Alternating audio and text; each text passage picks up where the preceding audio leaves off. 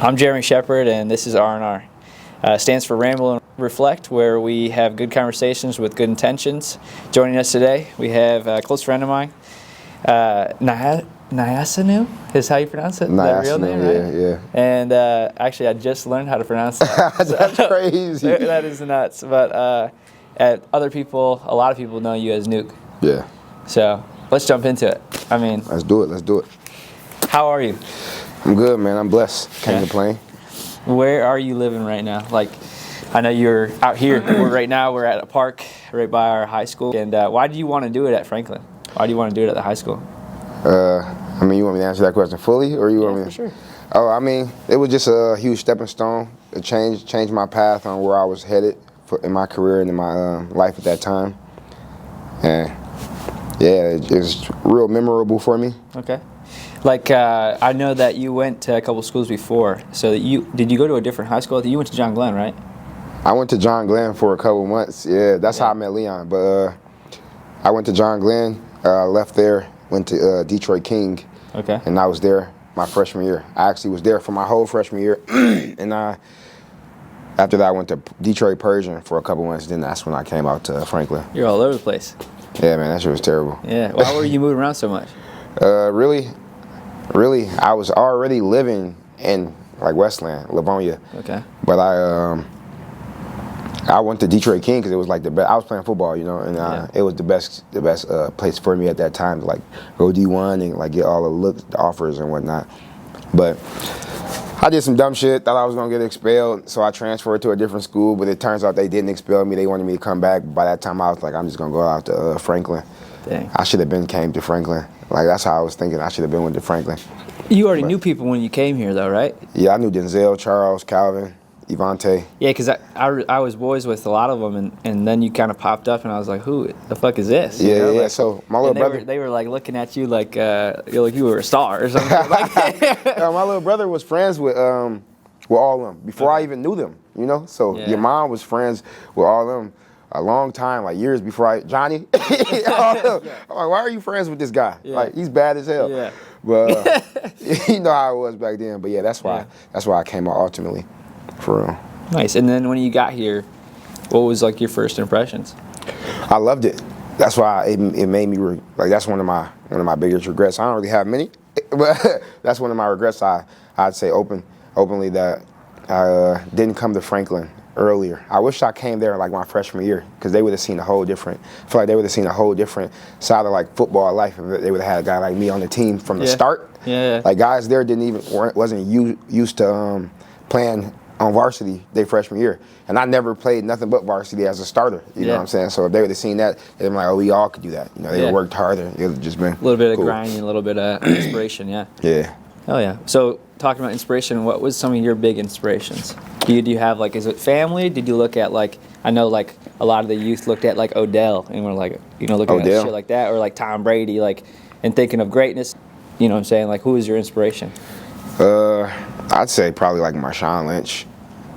Gotta be attitude or? Shit, all around. He a dog on off the field. Like can't be played with. Like he just carry himself like that. Like his what is it? Mentality. His mentality, but also his brand is beast mode. Yeah. Like he literally carries himself like that. But it's not like a carry. It's just like that's who he is. Like you can't. Like if somebody asks me, I don't know him personally, obviously. But like if somebody asks me, I would bet my money that that's how he is 24/7, even off camera. You know what I'm saying? Yeah, and that's what made me be like, damn, I want to run. And I already ran the ball like him, so I was like, why not? Yeah. But he definitely motivated me to want to go hard at that position. Just growing up where I grew up in general, just you had two options. You had a lot of options. I feel like people they let themselves down by thinking that they only got two options, but it's really multiple different options. Yeah. It's just about which one you want to take. Yeah. One is more likely. One's maybe not as like flashy and like big promised. Yeah. But like, where did you come from? I'm from Detroit. I'm from like 7 Mile and Strathmore. Okay. West side of Detroit. And what was that like growing up? Like it was cool. I was bad as hell as a kid. I was bad as hell as a kid, but I always was gone or not in the situation by the time the situation got to the point where you can't get out this situation. Yeah. So it was. Was it it like friends? That. Was it just like inevitable? Like it was just like where you grew up? Nothing is inevitable. I don't like when people do that. Okay. Say that. You know, like, because I feel like if you have a control, like if you have an opportunity to leave, then you have the opportunity to make it. It's a decision. Yeah, you know, but no, I pretty much just. I didn't really look at it like that though, bro. I'm not gonna lie to you. Like, it goes back to like the having options. Like I always wanted. I loved football growing up. Like I literally loved football growing up, and my mom wouldn't let me play. So and then when I had homeboys in my neighborhood, they was doing stuff that I was doing it too. But I was kind of like on the follower wave. Gotcha. And I was so young. I was like I didn't realize I was following. But at that time, my dad was like, don't ever be a follower, be a leader. And then as I'm growing up, I'm learning what being a leader is. I'm like, oh, that ain't my shit. This is my shit over here. Like, I ain't selling no drugs. I want to run the ball. You know, so that was kind of how I decided to go that direction. And it saved me. So it was your pops? It was ultimately my pops.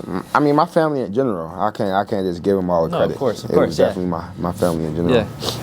That's really cool, though. So I know that you lost your pops. Yeah. And so I want to dive into that, but I also want to dive into, like you said, like it wasn't just your pops. Yeah. You know, it's probably a lot of inspiration coming from there, but maybe there's some other places where it's coming from, because I know your family a little bit, but, you know, give the listeners a little bit of insight on, you know, what kind of support system you had. Was it friends, family, uncles, whatever it was, and kind of dive into like how much that did for you. Especially because you're saying, like, right, like you were in a place where, like, you had decisions. It's not inevitable, but you had decisions, and you were making some maybe questionable ones, and maybe For not, sure. You know, everybody wants to fit in, whether you're the coolest person or whatever, or the best athlete or the smartest or whatever it is.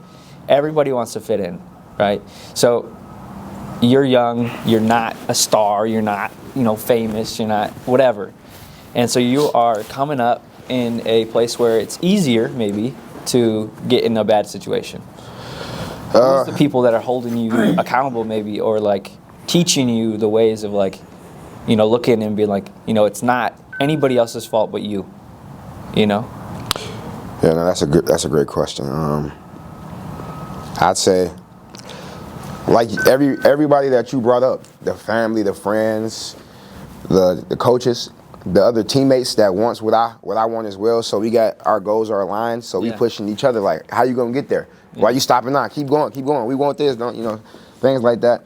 It can be back then I used pretty much anything as motivation to avoid going to where other people were going that I didn't want to go. You know? My mom, my dad, my sisters, my uncles, my cousins, they all supported me. When I took off into football, when I first started playing football, my first year, I played offensive line and D-line. When was this? Like what age? I was 6. So I played D team on the West Side Dragons. Okay. And I didn't really get that much playing time, you know. And I'm looking like, I know I'm new. This is my first year, but I'm better than all these guys that's playing skill positions. At 6? Yeah, at 6. At 6, I'm a dog. At 6, I got that dog in me. I'm going to kind of say something. I'm going to interrupt you really fast. The first time I met you, like I said, I was like, who is this guy? And why is everybody talking so highly? You know, like, you know, I was like kind of like intrigued. Yeah. You know what I'm saying? And like you were boys with my guys, you know, like, and I was like, I've never met you, you know? And I'm like, out of nowhere. And they, like you said, like they already knew you. So I was like, how do they're acting like they know you, because it's not like they're the nicest people. Like they're not just gonna like open arms. They're like, welcome to Franklin, you know. So it was just a funny thing to see. My first joke I think I've ever said about you was this man came out of his mom's womb grown. I've heard that before though. It might have been from you though. That's crazy as hell. Because they showed me. I think I saw like a kid picture of you. Oh man! And I was like, like this a man damn was a grown steroid. man, like at 3 years old. Like, so I think that was funny. A little context of like where I was at, like when I first met you. Yeah. And then we weren't even boys until later, but we'll jump into that. But so like going back to you know, like where the pole was, where it was holding you. You were 6. You were at this the football team first time, and you were already thinking that you're like higher level than these kids. Yeah. And like for some, that's like nuts to think. Like, Yeah. oh, you're 6. Like, oh yeah, sure, you were thinking this, but I can relate, and I think a lot of other people can relate. So you have this thought. You're 6 years old. What do you do? I just go out there and have as much fun as I can with the opportunity that was given to me at that time. I was free. I was pure. I was a kid, you know. Like I had zero responsibility and everything. So I remember catching myself in times though, because at the end of the day I'm still human. I would catch myself in times like, damn, like I don't want to be playing O lineman, D lineman. You know, it's little league, so like even those guys are still my size. But it's just like this isn't fun. Like I have way more to offer, you know. Yeah. And I'm working hard without knowing that I'm working hard. You know, I'm 6. But I don't know like I'm moving as fast as I'm moving until somebody else. So the next year, I went to the Patriots. New organization, bro. I'm talking about when you say new opportunity to start fresh. I'm talking about this was their first year starting the organization. So like I'm the brand now. Like I come in, they don't know what to expect. I come in, I don't have anything behind me in my past to let them know like this guy should be playing this position. I play running back, one of the best running backs in the league, you know? This is like 7. That's 7. Yeah. So I Now I want to point out like I didn't know how big football was. Like obviously I know it's big, right? But like I didn't know how big it was youth wise until I saw like my boys playing like Eagles and shit. But like let's be clear, Eagles is nowhere near the level of some of these teams out, especially in Detroit. So you got like the team out here is what's the name of the league? I have no idea. You don't know? So in Detroit it's called PAL. Okay. Police Athletic League, and then they have Pop Warner. Okay, I've heard of Pop Warner. Yeah, so growing up, Pop Warner would typically, how I looked at it was like the faster kids, but like we're soft. So like you got a great example. This guy wasn't soft. Avante Maddox, you know who that is? Mm-hmm. He plays for the Detroit Lions now, but he played for Philly. I've heard of Maddox. He went to he played football for Pitt, University of Pitt. Okay. He played DB there. I went to Detroit King with him. Okay. He came from Pop Warner, but he was fast as shit. He played baseball too. Yeah. But he was a dog though. He wasn't soft. Yeah. But he was just fast as shit. I'm talking about can lean while he running. You know. But he played for the Lions now. He just came back. He played for. But like that's how I looked it up. The PAL League was more like dogs. Okay. Like speed, physicality. It was that. You know. A little bit rougher. I'm talking about fuck rough. Like it was that. Yeah. It was like Police Athletic League. The police got to be at the games. Cause it was also like a saving type situation. Like you got these badass kids that you're going to get from these different neighborhoods. Yeah, that's kind of what I meant by tough. Yeah, like you're going to get these different. Like growing up, my coaches when I played for the Saints, man, which is my best year of Little League football. We went 14-0. We had a stacked team. Me, Mike Weber, Anton Curtis, Troy Bennett, Chuda. But we went 14-0, won the whole league. Went to Florida, won that league. Like we was some dogs. But that year, my coaches used to think that I was smoking weed. I was 13. They thought I was smoking weed. That's crazy. And I'm telling them like I don't smoke. They thought I was like a hood kid. Yeah. And I'm like I live in the hood. Yeah. But I'm not a hood kid, you know? Yeah. And like when I got older, I thought about like, damn, why the fuck did they ever think that I was doing that? Like did I come up? They just thought it because I was so, like I was rough. And, I was rough, but on a good rough. Like I just wanted to play football, they thought. But yeah, no, all that turned out well. It all worked out for me, for sure. So knowing what I know, right? So like you're talking about your childhood. You just kind of jumped from 6. You started playing when you were 6, and then you went to like when you were 13. You just jumped to, right? Yeah. What's the level differences? I would say sport wise, right? Like I think there's level differences, but there's also like younger like leagues that are better than some of the older leagues. But so like for you, at which point did you maybe hit a wall? Did you ever hit a wall of like skill or speed or strength or whatever it is? Like I said, you came out a grown man, but you know, it's I think everybody hits a wall at some point. Maybe it's a mental wall, and maybe like, did you hit one? And when was that? Or when did you notice it?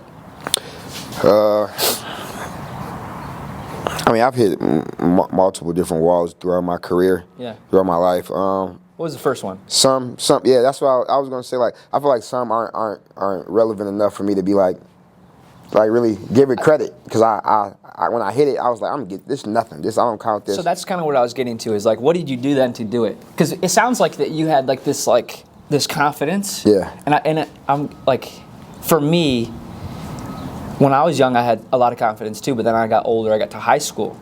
Yeah. And that's when the real problems hit. Because it was like, it wasn't like when I was young, yeah, like skill, like, or like if I wasn't fast enough or like strong enough, it's like, just work out. Yeah. You know, or just work on it. And like, I just want to be the best. And so like, was there a point where like something hit you? Maybe it was outside of football. Maybe something happened at home. What happened, or what was the thing that kind of like stopped you in your tracks for a second? And like, where did you go? Oh man, you got great questions. Let me see. I would say one off the top of my head that I could think of that meant a lot to me, that definitely helped me, that I felt like was a huge barrier I hadn't hit, like one of these type of walls that was restricting me from doing what I knew I was capable of doing. I was at Franklin, actually. Really? Yeah, it was my first real injury. I didn't tear it, but I like pulled my Achilles. Yeah. And I had, like you were talking about, like everybody was expecting this new running back coming into town. Yeah. I got this name, which means I got all this behind me. Like, people are expecting big things, you know? Yeah. And we got Stevenson week 1. That's like Michigan versus Ohio State. You know, so I'm like, that's a rivalry. And they get, people just expecting a lot from me. I'm training super hard, man. Shout out to those guys that I was on team with, Christy Hazel, Bobby, Jax, I miss those guys. But they pushed me. I pulled my Achilles. Coach Kelbert, I thought I was done. I thought I was done, bro. Like mentally, like I was like finished. Like, I had never felt. What did that feel like? Because you've been through some shit. I know that. Like, everybody goes through something in life, right? Like, that was a sport thing, right? And so, but this sport it wasn't, like, for me, my sport wasn't just a sport. Like, when I was playing soccer, like, the outside looking in, but like, I dedicated everything to this. Right. You know, and I decided to do something that was harder than going to college. And I'm not saying college is easy in any means, but that's why there's 1% or whatever the number is that make it to pro football, pro soccer, pro basketball. So that mental side, I don't think we talk about, especially as kids. Yeah. And I think that it's probably because when we're kids, we don't really think about it too much, and we just don't know what is going on exactly. We're thinking that, like, oh, something happened and I'm feeling this way, but like later you kind of reflect on it. Yeah. But did you get to reflect on it in the moment? You had this pressure, you have this. Did it cook you and make you stronger? What happened? It by far made me stronger. Yeah. I was already super locked in with Coach Kilbert, but the fact that he was able, one day in practice, bro, we played Stevenson week 1. And I had been having my damn right leg inside this Gatorade bucket all the way up to my knee for like 2 weeks before that, because I got hurt 3 weeks before the first game. So them next few weeks I was icing, not really able to run for real.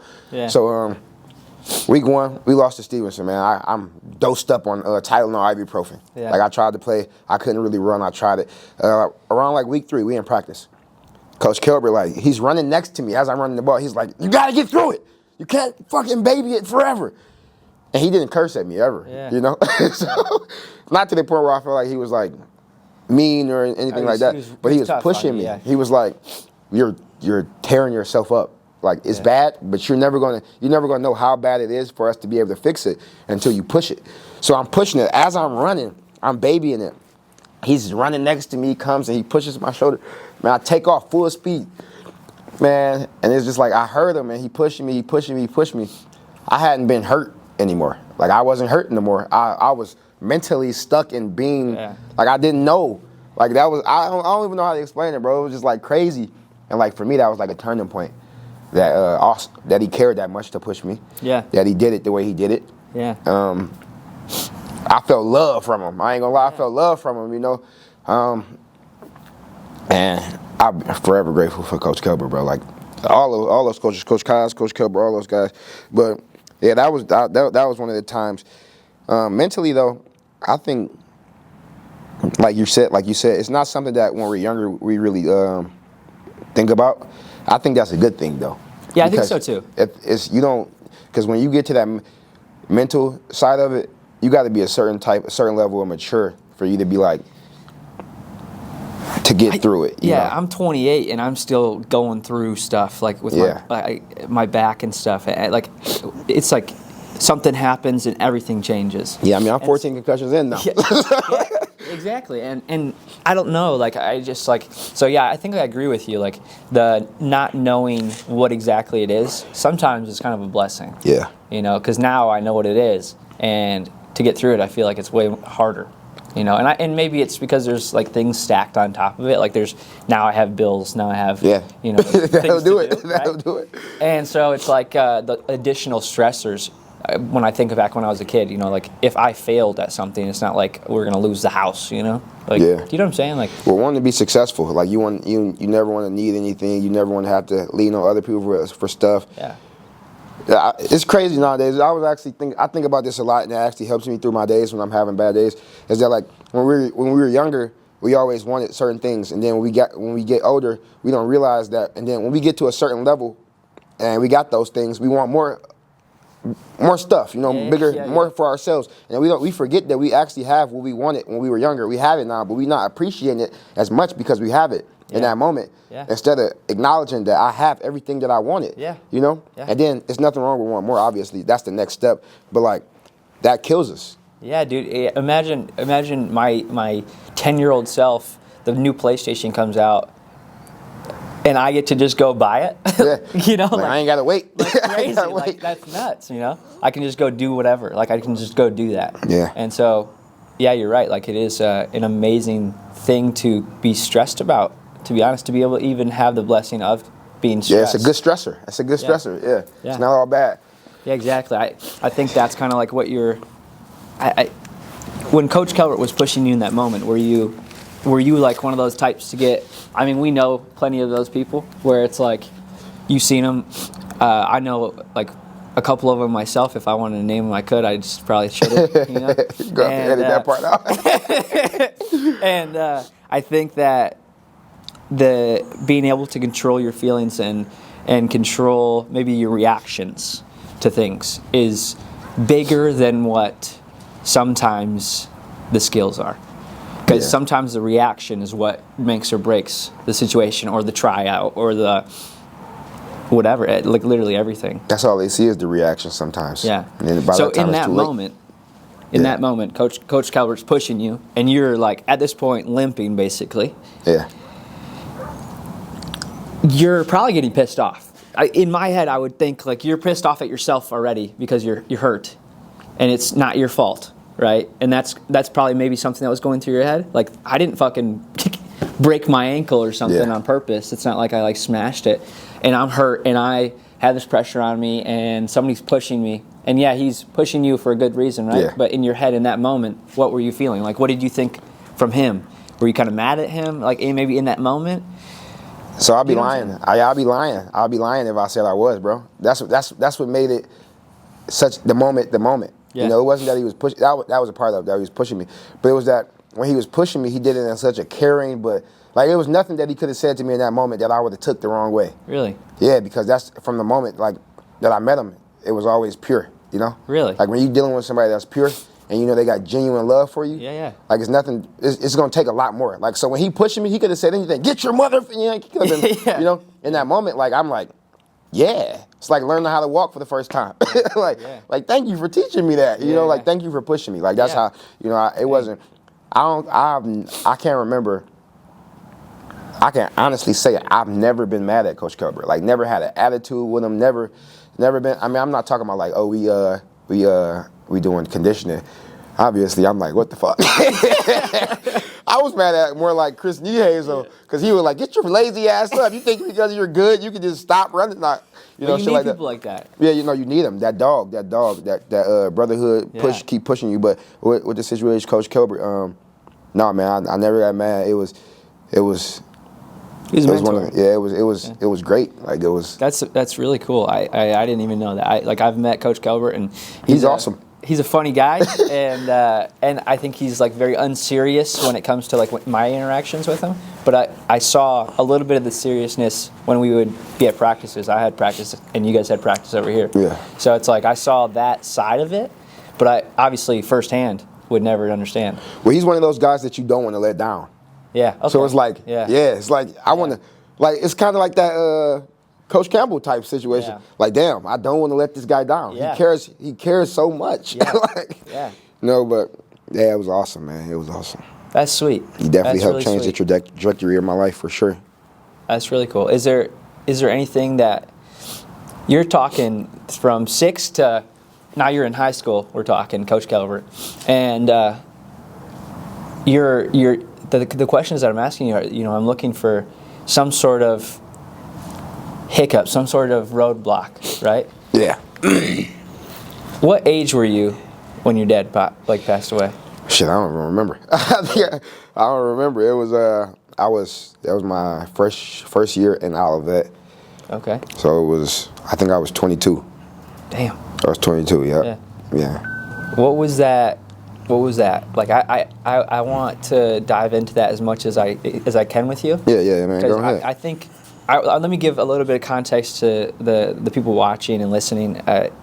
Our friendship started in high school, kind of, right? Like it was like we knew of each other. We spoke to each other maybe like in passing or like in a group. Yeah. But like we never hung out. Yeah. And I would say a couple years later, after high school, we both graduated and whatnot. It was like COVID had just started. Yeah. And COVID had just started. Yeah, literally Daytona. just started. Yeah. And you had flown into Daytona. You weren't flying in. I lived there at the time. You weren't even flying in because you knew I was there. Yeah, I didn't. You just were there. Like you saved me, bro. You put it on Instagram or whatever, and I was like, oh, I'm not doing nothing. And I was like, you need a ride, like whatever. And we just. Bro, you pick me up, we go to the hotel, I go in, the guy walking out says they had bed bugs, I turn right around. That shit was crazy. Yeah, and then from there, we just kind of like winged it and just hung out the whole time. Yeah. And like I remember you canceled your flight, whatever, and from that point, I remember a lot of times at that time, at COVID happened, I think there was a trial that you were supposed to go to or something for some pro something. No, yeah. But kind of where I'm going with this is kind of circling back to your dad. At that time, that was like when I was really getting to know you, and vice versa. And we had some talks, and at some point we were drinking, the whole time. But I think that a lot of things that hit me and what kind of opened me to, you're not just a football player, you're not just like my buddy's friend or whatever. It was like, oh, okay, like this guy, like he's like genuine to like the point of like, it doesn't matter if he's like blunt, you're genuine to the point of bluntness, and you'll just speak what you know to you is true. Yeah. And you talked about your dad, and we got to a point where I think we were both in tears, and we were talking about your dad, and man, like we were basically new friends. Like we had just basically met, and we were talking and crying, and like we got to a point where like I'm saying like, man, like he would be so proud of you, and like I don't know your pops, but I just know that like he would be proud of you. And so from that moment, right, like your dad passed away. First off, how did that hit you? Like how did you know? How did you find out? Like what was that like, and what were you thinking in that moment? So it was October 25th. It's October 25th. It was my birthday on Halloween, October 31st. So I'm not playing this season. I'm not playing this. Like this is my last off season because I'm a transfer, so I got to miss this part.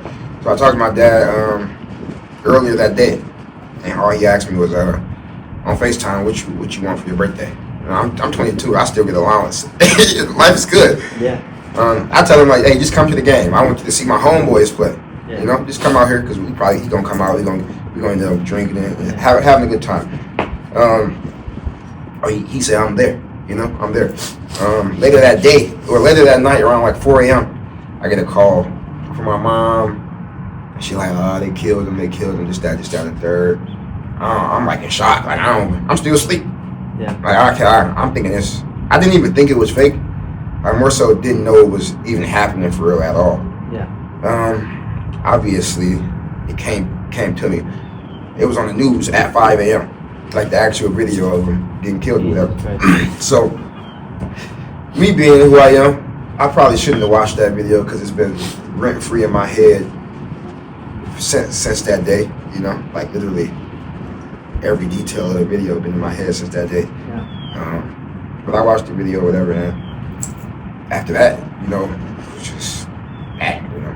I decided to still stay at school the next couple of days because I thought it was best for me to be there with my teammates, you know. So they sent out like alert to the school, like a red alert, whenever somebody's parent dies or when they get killed, apparently. So yeah, all that happened around that time. It took a couple years for me to start reacting to it, yeah. You know, because my dad was that person in our family that held everything together, took care of everybody. And since I'm the junior, I felt like I had to take on that role. I didn't have to, though. It took me a little while to realize I didn't have to be that guy. You know, he forced himself to be that guy. Then as I grew up, as I got older, I realized that I started seeing like that was taking a toll on him that nobody else knew about, but I was with him, so I saw it, you know. Okay. So he was happy, but he was very unhappy at the same time. So you were real close. We're like best friends around the time when he passed away. Yeah, for sure. So you find out, and then I mean, I think that what kind of hit me was like you actually saw, like there was a video, and yeah. Like that's like, I don't think a lot of people can relate to that, like seeing. Thank God. they like, can't. like and like, it's just I can't even imagine, and so like. I don't know. I think that just adds so much to it. It's just like you said, it kind of just lives with you. Yeah. And so he was close, and you guys had a bond, obviously. And that passing and how you got to experience that by seeing that and whatnot. I think that like a little bit like diving into that, just like trying to figure out like. Your feelings in that moment, obviously, you're probably just in shock. There's probably the question of why, you know, and all these things. And you made a decision to stay with your team because that's what you thought was like probably the easiest, probably the best for you, right? And at what point did you go home? I mean, I went home like after our game. That was like a Thursday. Okay. And we played Saturday, okay. So I went home after that Saturday game. Yeah, when I went home, it was just like I was numb. Like I didn't feel any. And when I say numb, like I couldn't control it. Like I wasn't like forcing myself. It was just like I wasn't hurt. I wasn't happy. I wasn't sad. I was like blank to life. Yeah, no emotion. When I went home, it was obviously the funeral and everything. I was just being that support system, you know, just hugs, being that person that people cry on. Yeah. Just trying to hold it together for the family as much as I could. I get that. I've felt that like numbness before, on like a different way, but yeah. The same thing, right? It's not the same, but I felt that numbness in the sense of like just everybody else around you is falling apart, and you probably should be too, but you're not like, it's not like I'm gonna be strong. No, like it's just not there. Like I just don't. It's like almost like my body like response, you know, and I don't have control over that. Is there a point where it did get to you? Is there a point where you did crack and go from this tough and like not even tough, just this numbness? Did it kind of seep through? And like, when was that? It's interesting. It's interesting when you put it like that. I mean, I can honestly say at this point, you know, I'm 28 as well. Yeah. At this point, that was years ago. It didn't crack. When it hit, yeah, it hit. Yeah. Like it didn't crack. It shattered. Like it didn't leak through. It poured. Like when it came, man. It took a couple years, but when it came, it tore me up. I started acting out, drinking. Yeah. Drinking. I didn't really know how to like cope. You know, I had been that guy for other people, like trying to be there. Yeah. For so long that I forgot that I was human. You know, and I probably should have took the proper steps to take care of myself around that time.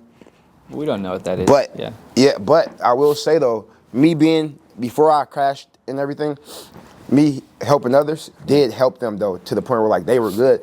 You know, everybody can't take on like certain things. You know, so like it's like me getting shot instead of like somebody trying to shoot you in the head, but I pushed you out the way and they shoot me in the arm. Yeah. So instead of you being dead, I just got shot in the arm. We both still, you know what I'm saying? I get you, So I took on that weight, you know, and I don't regret that. Because I wouldn't go back and change that for anything because the people I took on that weight for are people I love dearly.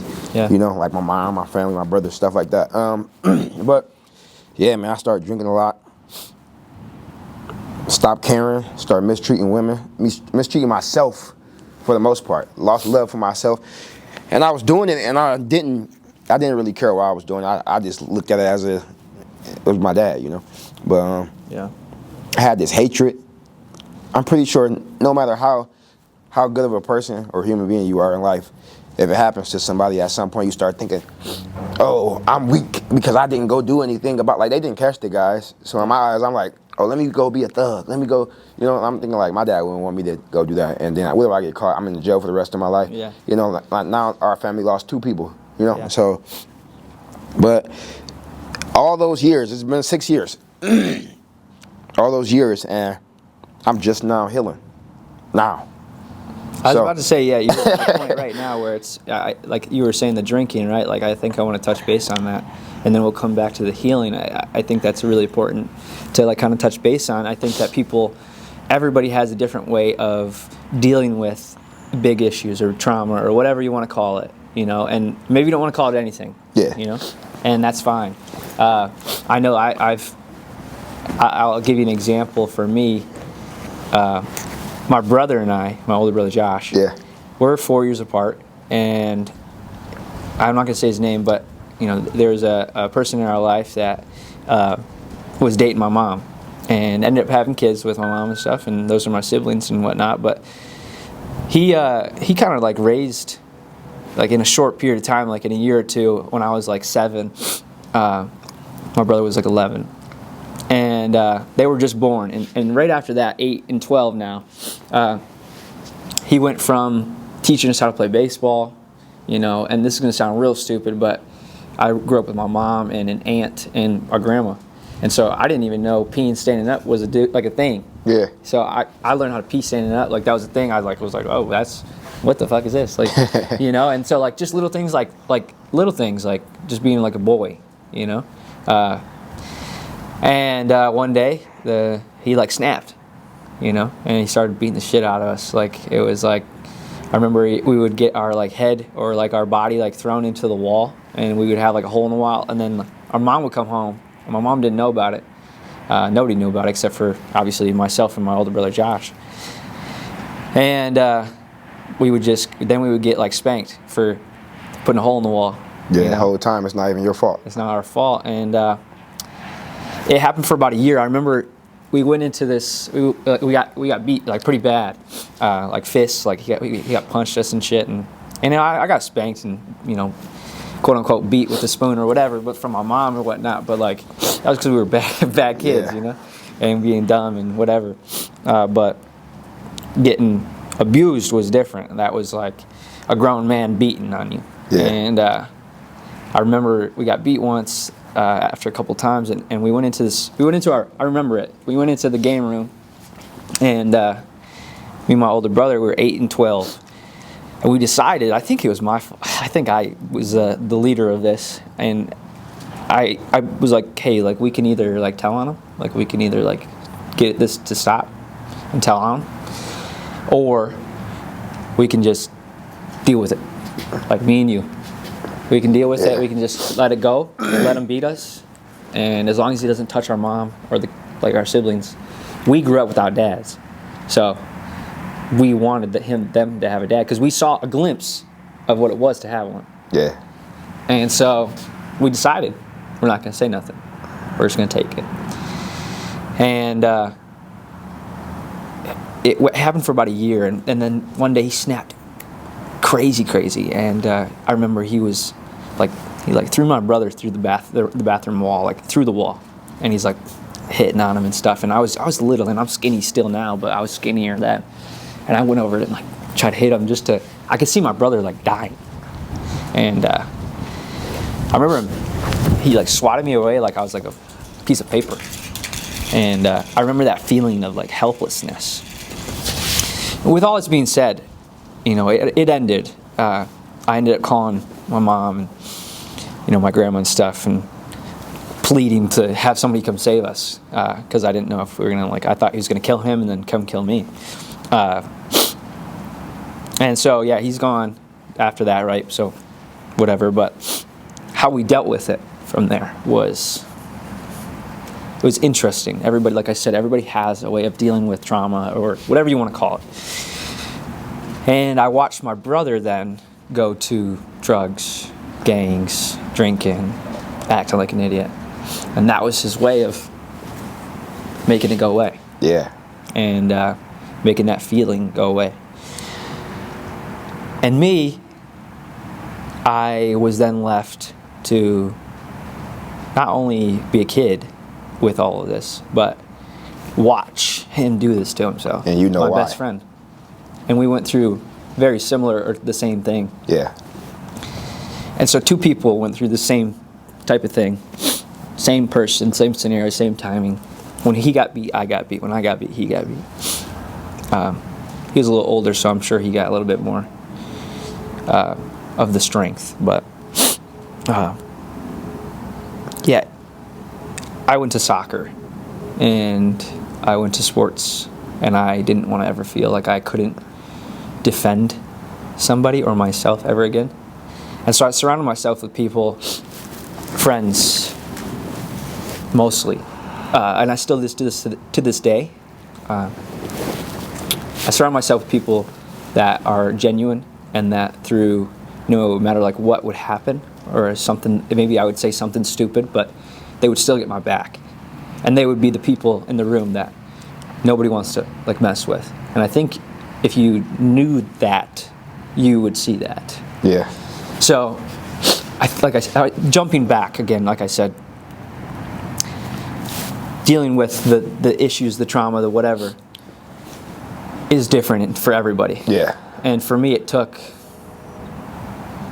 10 years to get through that. Yeah, man. It's crazy because what you mentioned is like how two people. It's like a beautiful thing to me that two people can go through the same thing and have completely different outcomes or experiences with that same situation. Yeah. And they can go through it at the same time and respond and act differently towards it. That just shows how different, no matter how much we have in common or how similar we are to each other, like we are different human beings internally and outside, you know what I'm saying? So it's crazy.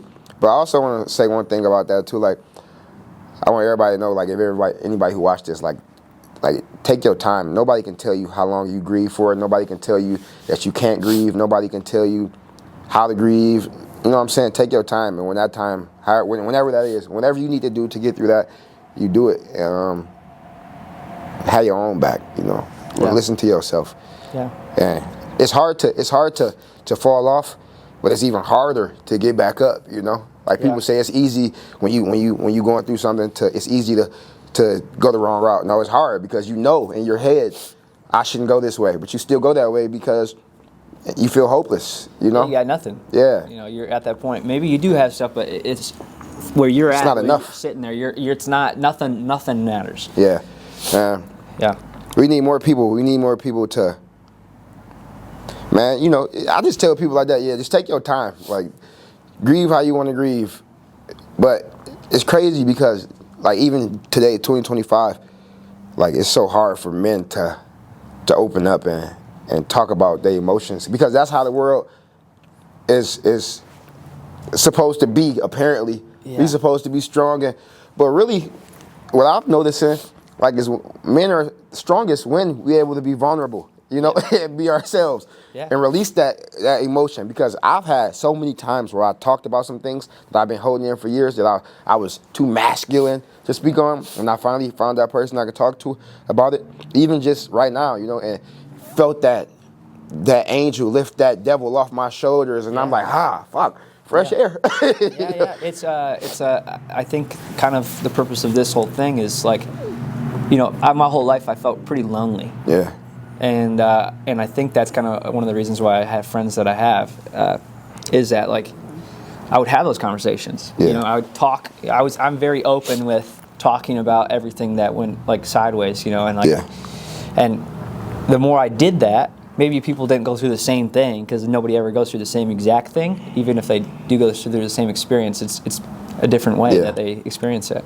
And but it was really every person that I got to talk to, whether they went through something crazy or they just went through like a car accident, you know, or like everybody goes through whatever, and it could be they could feel it the same way as you getting abused or losing your pops or whatever. And it's just real interesting, and I felt less lonely. And so I think a lot of my conversation is probably pretty selfish, but like selfish in like a positive way. Yeah. And that's another thing too, though. Like, man, we are allowed to be selfish. Yeah. We are allowed to put ourselves first, bro. Like, it's you got like, to. like, Nobody else is gonna care about you as much as you. Yeah. And I think that's what with social media. I think it gets twisted. You know, like gets, a lot. Yeah. And there's a difference between being arrogant and confident. And, you know, and in believing in yourself and being arrogant. So I think I don't want to get that twisted because, you know, that arrogance can get people in trouble. Do you think that being arrogant has a little bit, people look at being arrogant as not as positive because it's a little bit of belittling to other people? Yes. Okay, so that's the difference. When I say arrogance, I think of I'll give you two individuals, right? So like, let's just say I'm the arrogant person and you're not. Okay. Mm-hmm. If I'm the arrogant person and we've gone through the same situation, let's say, my arrogance will then make me treat others with disrespect and less than, exactly, less than, and it doesn't matter. It comes off as maybe like words of like describing it. It would be like, you know, like racist or, you know, angry or, you know, abusive, you know, and so I think the arrogance is the danger, and I think, like you said, you're allowed to handle it how you handle it, but if how you're handling it has something to do with, you know, taking down others, that's when it needs to be, you need to kind of like look inward a little bit and checked, you know, and that's when I think, you know, if you don't have like a group close-knit friends that know you and can like put you in that spot, I think it's going to take a lot longer and to get to where you need to be. But I think if you're listening to this and like you're at a point where something's, you know, hit you and you're thinking and maybe the shoe's fitting and it's like, oh, I'm kind of being disrespectful or I'm not who I am, you know, I think looking inward is probably the best bet. You know, and I think for me, like I said, I felt lonely a lot in my life. Even to this day, I get feelings of that. Yeah. You know, and when I say I'm feeling lonely, it's not that I'm like, you can be around a group of people and still feel like it's that like I don't think people can relate to me in what I'm going through right now or before or whatever, and so that's what I mean by loneliness. And so. Yeah, I think your experiences are your experiences, though. Yeah, 100%. And that's why you're allowed to be selfish, because those are yours. That's your life. Yeah. You know, nobody can be like, oh, you went through that. I went through that 20 years ago. Yeah. No, that was you 20 years ago, and this is me are now. Different than me. Yeah. Every time. Yeah. What's your name? Yeah. Exactly. My name is my name. You know, shit like that. Like, but also, I want you said one thing. Out of everything you said, you kept bringing up one thing. Friends. Yeah. That group of friends, once you you know, like we don't realize it, but like we kind of do now as we get, bro, like looking at each other, like looking at our friendship, like it seems like we've been knowing each other since kids. But like, it's only been like, what? It's been like 7 years. It's been like 7 years. Yeah. As actual friends. Yeah, and 7 years of me being moved or you playing somewhere or whatever. It's not like we're together every day, but like when we get together.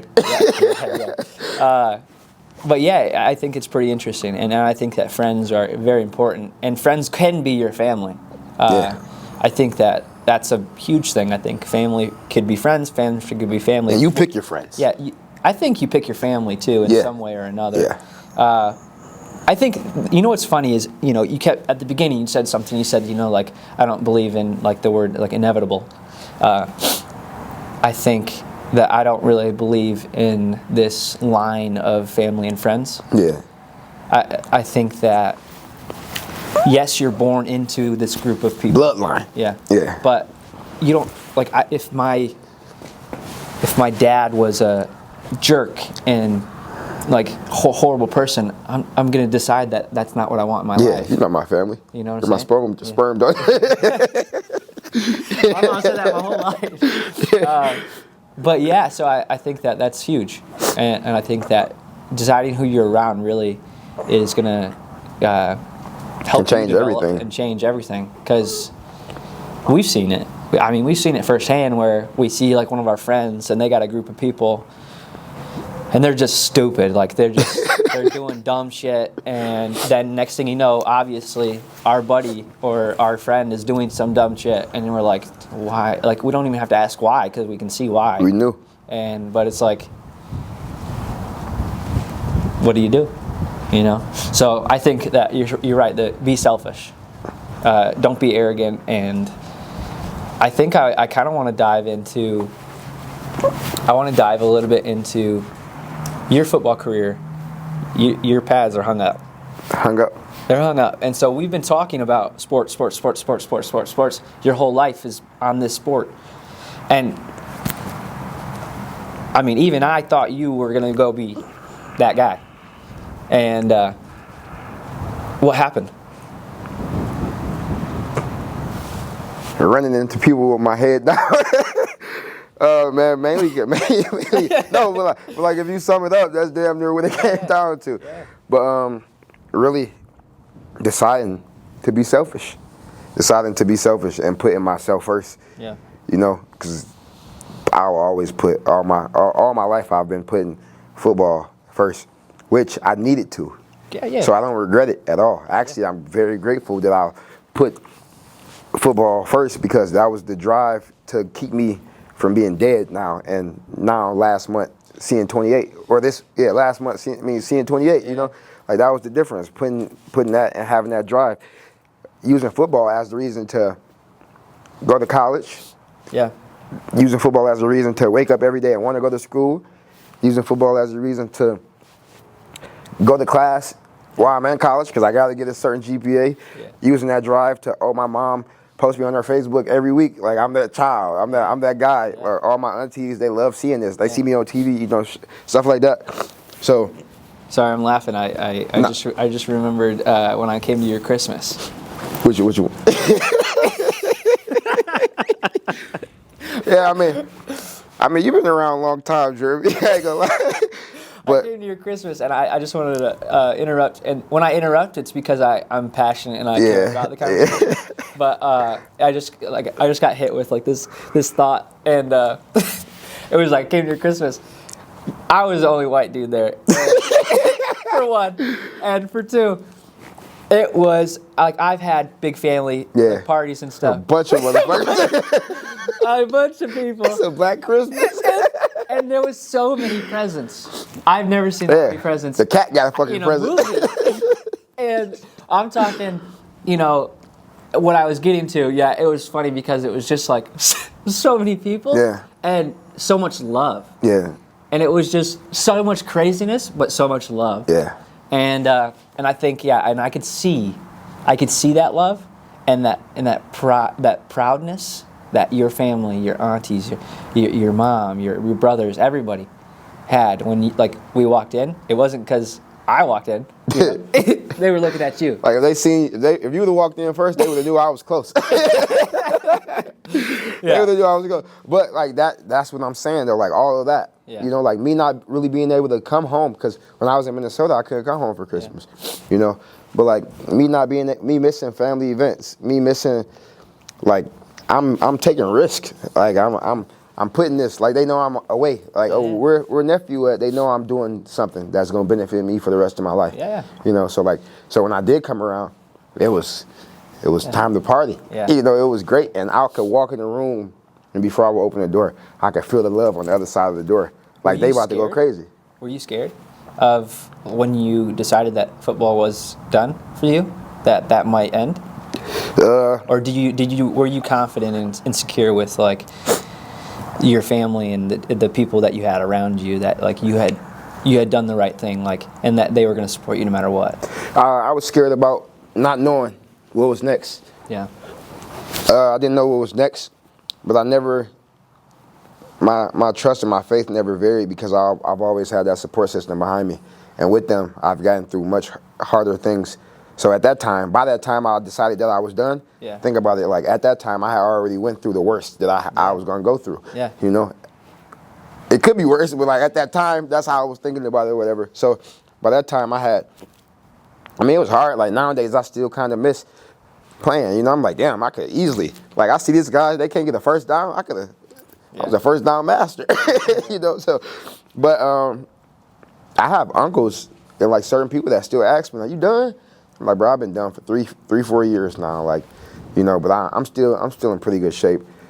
But yeah, man, that whole not knowing part of it was the scariest part. That was the hardest part because you never know. Like my whole life was football, you know, so and to not have that anymore, was like gone. Yeah. I think that something I heard recently on another podcast, I forgot which one, but it's probably like Esther Perel or something. I think I gypped that name, but she's like a therapist, and she has like this like therapeutic, like, I've seen her on a whole bunch of things, but she's real smart and she's really good with kind of explaining things. Yeah. I think she said something along the lines of, you know, ask this question to yourself, you know, like maybe you're a football player or, you know, maybe soccer, you know, but maybe you do other things like in school or maybe in your friendships. What are your values that are you, that you carry into football, that you carry into to any sport, to friends, to family? That's who you are. And so it doesn't matter if you get injured and you can't play this sport that you put everything towards, or it doesn't matter if you went to college for 10 years, you got a freaking doctorate and you're a surgeon or something and you break your hand and you can't do that anymore. Your life isn't over because your values aren't football. Your values aren't school. Your values aren't, those are things that you have done and maybe accomplished, but those aren't you. Yeah. And so what are you without that? Because I feel like I know who you are, but what do you see yourself when you look in the mirror, when you're being proud of yourself, when you're having that moment for yourself? If you do, what does that look like? What are those words that kind of describe you? It's kind of like a bio. Yeah. It's like you know how people be like, I'm a son. Yeah. I'm a brother. Yeah. That's how I would start it off. I'm a son. I'm a brother. I'm about to be a father. You know. Yeah, that's huge. I'm a man turning into a better man, taking the proper steps that he need to do what he need to do in life. Trying to just figure out what's next. Like I figured out what was next when I said it last time. Yeah. Every day it's the same thing. Like what's next, you know? Yeah. And I'm not. It's not a stress. I'm not saying that in a stressful way. I'm just saying like that's what exciting. That's what I'm doing with life right now. I'm just taking it one step at a time and really just trying to. I'm still figuring that out, man. Like, and to say full circle, I'm still figuring that out. Like I'm still not where I want to be. I don't know what all my, like, what's the word you use? The values. I don't know where all my values are. Like I know what I want to be. I want to add husband to that list. You know, I want to add like that type of stuff. Like, man, I'm just really just trying to focus on myself and figure out. I know what I want. I'm trying to figure out if I know for a fact that's what I want. Okay. Like, when I get that, is this what are you going to be satisfied, or are you going to waver off and be like, you want something else, you know? Because I'm 28. Like, at some point, I'm gonna be 35, and at some point, I'll be 40. You know, like you got to get this shit together at some point. Yeah. But yeah, man, I'm still learning. And I'm 28. Some might be like that's young. Some might be like that's old. But I'm saying that to say like, you never stop trying to figure it out. You know, like your values always gonna be upgradable. Yeah, they're always evolving. Yeah, so I don't know at this point, man. I mean, you've been killing me with the great questions, but that's another great question. And there's nothing wrong with that, though. There's nothing wrong with that. Nothing wrong with that, and I think that this ties into the next segment. And the next segment is kind of a surprise, and it's the thing that I texted you. So I forgot about that. If you could pull out your phone, I'm gonna kind of make sure the cameras are good, but pull out your phone, and you're gonna play this message.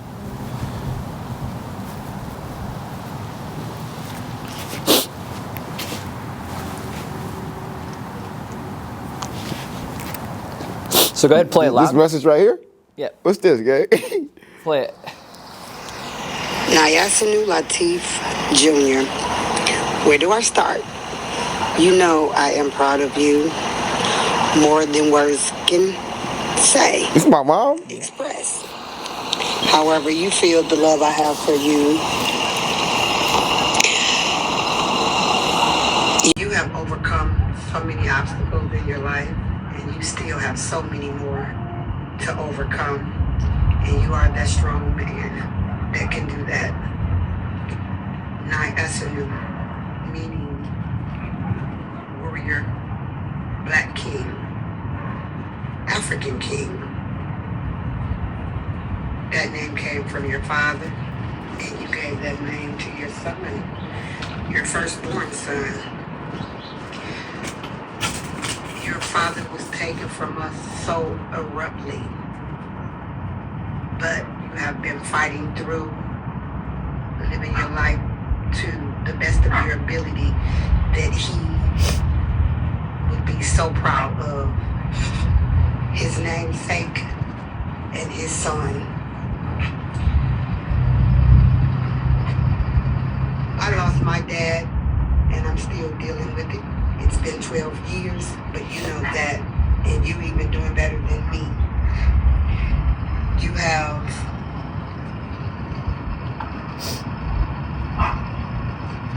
went through college on the president's list the whole time. You are a strong man, and you will teach your son to be a strong man. Your dad would be so proud. You was his best friend, and I'm pretty sure you know what he would say and how he would feel the way that you are living your life. So you keep being that Nyassinu Latif, black strong warrior king. It's all in the name. Keep doing what you're doing. You are not done. You are filled with greatness, and that you shall be.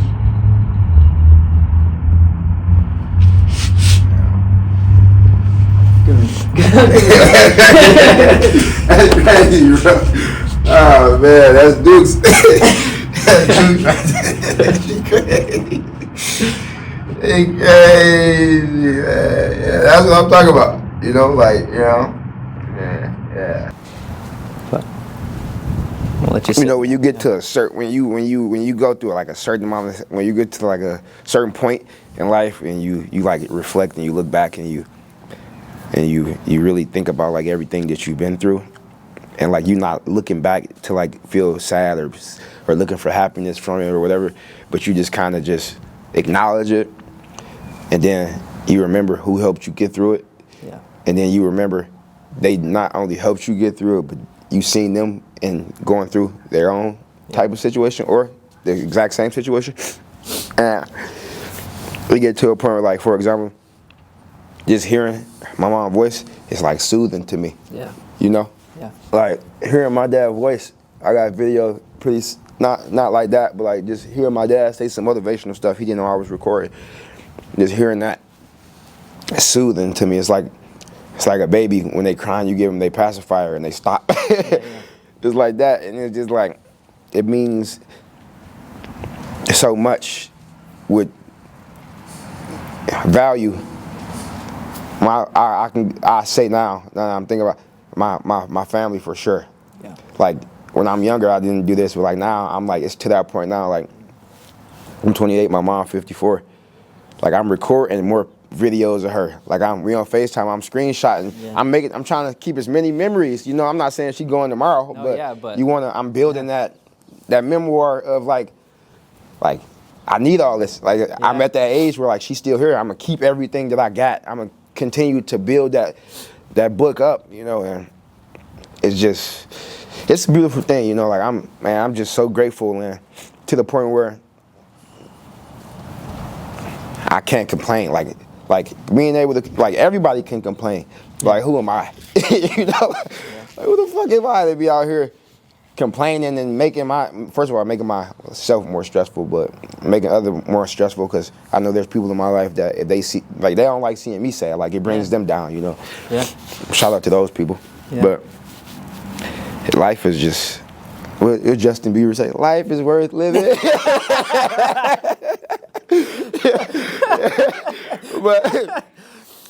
But yeah, man, it's damn, that was crazy. That was awesome, bro. I love my mom so much, bro. Like she did that in less than 24 hours. She, you know, like, everybody was on top of that. You know, everybody be like, my mom's the greatest. We all got some fucking amazing mothers. We don't understand, and even if we ever do get to that point where our parents tell us certain things, like we don't understand like what our moms went through and we're probably still going through, you know? Yeah, 100%. Like, and we just look back and look, we here right now doing this, you know, and we shall forever be grateful for that.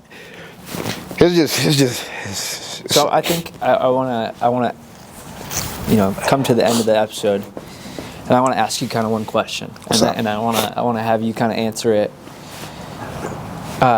like to certain people. Yeah. So, one, your son. Yeah. You know. Little man. And then your mom. Yeah. So I want you to be able to, like you said, you want a recording of like your mom and stuff all the time, so that you can have it and hold it and cherish it.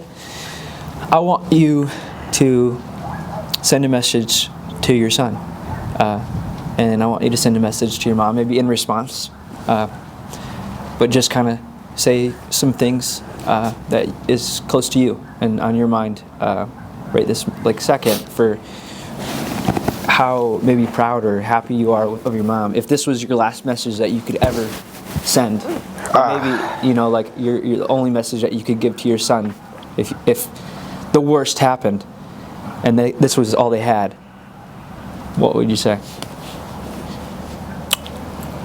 First, I'll do moms. Shout out you moms. You know. I'd say thank you, first and foremost, for being there, for being here and there, because you were both. And I what I mean by that is, even when I was 16 hours away, like I could still feel her love. You know, I could still feel your love.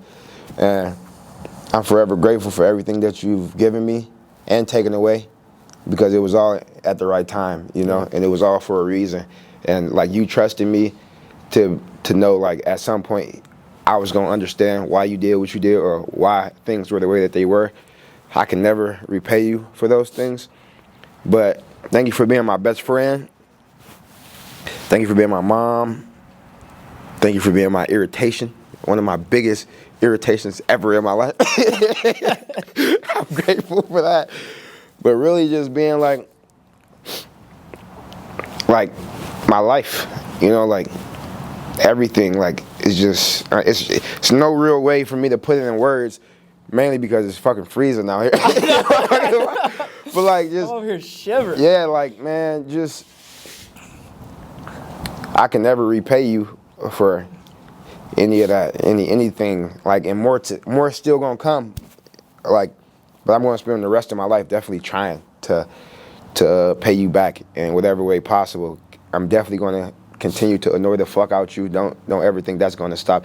When I'm on my last breath in the bed, on my deathbed, I'm going to annoy you, and you're gonna think like, damn, he dying, and all he cares about is annoying me. So shout out to you, Mom. You know, that's forever love. To my son, to my about to be newborn son. Hey man, hopefully I do meet you. Hopefully I'll make it. Hopefully I'll make it there. You know what I'm saying?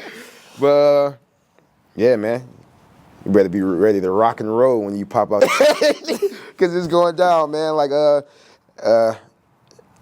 this is the best thing that's ever happened to me, and it hasn't even happened yet. This is the greatest love of my life, and he isn't here yet.